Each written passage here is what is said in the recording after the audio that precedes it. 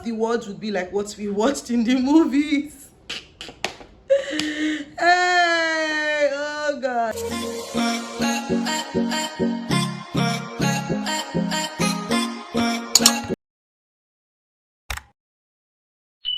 Hey guys, welcome back to my YouTube channel. My name is Shidara Haka. I'm a 500 level medical student studying in Lagos, Nigeria. And today, I'm going to be doing an expectations versus reality video. Nigerian Medical School expectations versus reality. We all came to med school with various expectations. Everybody that is in med school right now had one expectation or the other while they were coming. They probably had an idea of how it was going to be. Maybe they were pre-informed or just had something in their head while they were coming to med school and while they were dreaming of themselves in university. I asked a couple of medical students what their expectations were versus what their reality is right now that they're in med school, and they gave me a few of their responses. I'm just going to be reacting to some of those responses. The first response, this first message,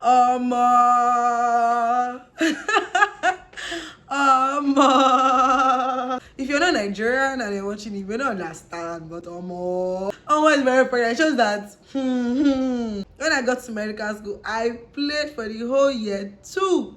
I thought it to be as easy as UNILAG. I was so wrong. I just used to cry anyhow. It was much stressful and much harder than I expected, but we thank God for God. I eventually found my feet. Obviously, it's still not easy at all, but you know, one step at a time. I don't know how it was for year one student in UNILAG, but I'm sure it was not as overwhelming as 200 level, because you will not go for class, you may not even read so much, you still pass. Like, these are smart, and then you see CrossFit first class, second class upper, 4 points. So that tendency to want to enter 200 level and start playing is actually there. And people will be telling you that year 2 is not easy, but you'll be like, it's not me, normal. Like, it's not me. Or the thing will hit you, when it hits you. Until it hits you before you know. Like, it has to hit you before you get. If you don't hit, you still be like, your own case is different. After all, you normally, you are the star of your class. Where you are coming from? Does anybody know where you are coming from? But after people told me when I was diploma that I may not make the 3 A's, I did not still make my 16 points and pass. And also people tell your manner of things. So your case can be different, you know? You have that thought in your head. And that can make you be unserious. They be unserious by 200 level too. But then, you know, when the tears start rolling, no money in medicine compared to the one I thought I would have. Then there's the workload. So this no money in medicine parts is something that I don't understand. You just started annoying somebody. Like, before you enter medical school, you want to be a doctor, you'll be like, okay, when I become a doctor, maybe. Once you enter med school, everybody just starts telling you, if it's because of money you're in medicine, you better run to another professional. It's not because of money I'm here, but like the way they put the disclaimer, they start telling your time. All of you people that are coming to the medical field because of money, run away. It's only passion. It's only if you have passion. So you expected that, okay, maybe when you finish studying medicine, you come out as a doctor, you'll be feeling fly. It's not like that. If you're coming to medicine because of money, then you're coming for the wrong reasons. Oh, well, I think the fact that it just has a way of humbling you, no matter how prepared you are for anything. In other words, you go see shege. Oh my God, medicine humbles you. You go into medical school feeling like what's not. When you get there, you're going to be humbled. Like, your results, your first in course is first going to calm you down. Like, just calm down, don't worry, you're just coming in. Because like the way of the style of marking, the style of answering questions, negative marking and all of that is just enough to just make you just get off that your high horse. And things are medical students actually very smart, so it just shows that you're not the only smart person on the planet. There are other people, so you have to work extra hard to prove yourself. I thought the words would be like what we watched in the movies.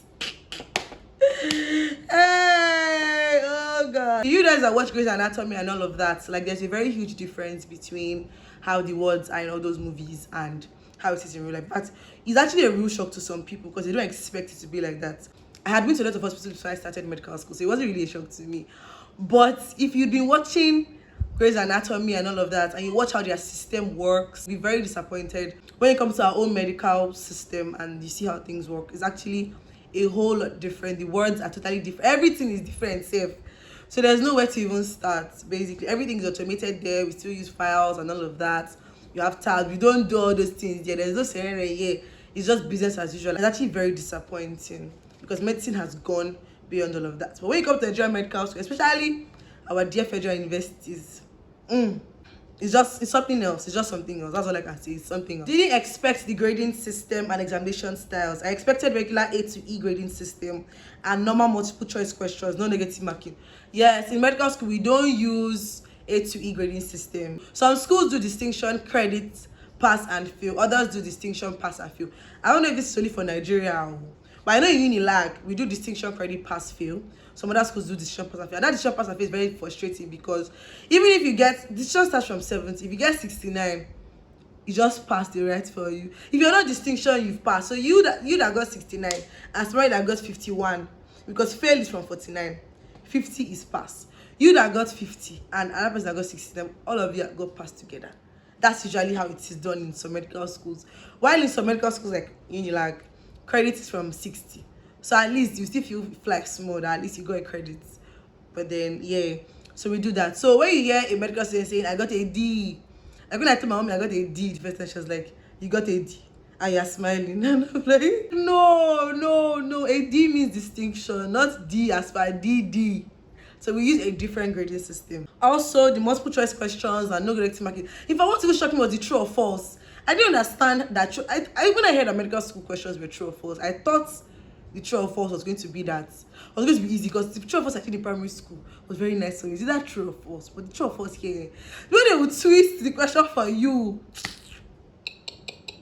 and then the negative marking. Hey, there's one video I explained that. I'll put the link somewhere around here. It's not as rosy as it seemed. I thought it was going to be all beautiful and I wouldn't have to bother about frustrated Nigerian doctors and lecturers. There are frustrated Nigerian doctors and lecturers. What shocks me the most about medical school is the fact that no matter how smart or how good you think an exam was, results still shock you. That one is normal. After an exam, when I come out, I just usually say, if they say how's the exam, I just say we thank God. I cannot say it was easy or it was, I say it was easy and it just comes out and then I'm shocked, or it was hard and then I passed. Not best from this life. So once I'm done with the exam, I'll just say we thank God. The rush of medical school, too much topics, so you end up cramming instead of understanding. This actually happens. There was a time in med school I actually thought that I don't think I was understanding everything. For some people, after a year of medical school, they will not take their textbooks and now read the topics properly. Because a lot of times it seems as if you're actually cramming. You're cramming just so that you can, especially when it comes to exact details of things. Because of the way the questions come and the bulk of the load, you need to cram some of these things sometimes. ASU strike triggers it more. This is Nigeria we're talking about. If you're schooling in a public university, a federal university like I am, then you understand this, that ASU strike triggers it. Because you can have a long stretch of break in the form of strike. And then it can be for like 6 months. And so immediately they resume, they start rushing everybody. You start rushing. So like that whole medical rush thing. Before I started medical school, I was like, I didn't want to go to a federal university because of the strike. And then someone was like, the medical students usually join in the strike because of clinicals. There's no lecturers that teach you, it's doctors. So I was really shocked when I came here. And ASU strike was affecting everything and everybody. It was actually very shocking for me because after the strike, everybody wants to try and adjust their calendar. UNILAG especially, they're very good at trying to go back on track, and then they now rush you. So that whole rush sometimes can be terrible for you actually knowing it. You may end up just cramming a lot of things, and it's very frustrating. The level of difficulty and all the burnouts, knew you'd have to work hard, but not almost kill yourself. Lol. In fact, this is the most popular reality. You know that you're going to do work. People will tell you, okay, you're going to medical school and you're going to do a lot of work, you're going to read and all. But nobody tells you how much you're going to actually put up there. Be serious, so. In fact, they tell you medical school, you don't wear this thing, you don't plait hair, you don't do those things. They will not tell you that, like, you are going to literally, they can never explain to you how much stress you are going to put. I thought everyone goes to the library to read. But I've never seen anyone use the library. Actually, I've never actually really seen anybody use that library. People don't carry huge books as they are walking on the road either. Medical students really do. It's just that in MedLab, we don't really use the library. Not because we have reading rooms and all of that. Library, someone has to be silent. You cannot do this, you cannot do that, you cannot do this. Although medical students from around the world read in their libraries, but we don't really read in the library here in UNILAG. Other schools, other medical schools in Nigeria, very possible. But in UNILAG, medical school, mostly reading rooms. We read in reading rooms. Personally, I prefer reading room to the library because it's quiet, but it's not so strict like that. Like, it's not as strict as those libraries. Their wala is too much of it. People don't carry huge books as they're walking on the road either. You will not even sit down. Who do you want to be seeing carrying huge anatomy? You're not somebody carrying all those books. Like, what's that? Like, what's that? Nobody does that. Please, you don't do that here. I don't know how it's done in other schools in Nigeria. In UNILAG Medical School, it's Medlag. In Medlag, we don't carry huge books up and down. We have soft copy. You know, this is Gen Z now. This is Gen Z. Hey, it's not Gen Z. Gen Z medical students, the things we do, we have our phones, your textbooks, you have books on your phone, online textbooks that you can read and carry around and read when you know that you'll be carrying the book up and down.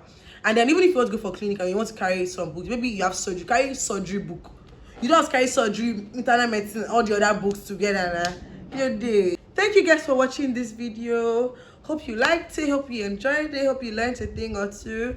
Please don't forget to like, don't forget to subscribe. Hit the notification bell beside the subscribe button so you can get updates each time I post. Don't forget to share as well. Till next time, bye.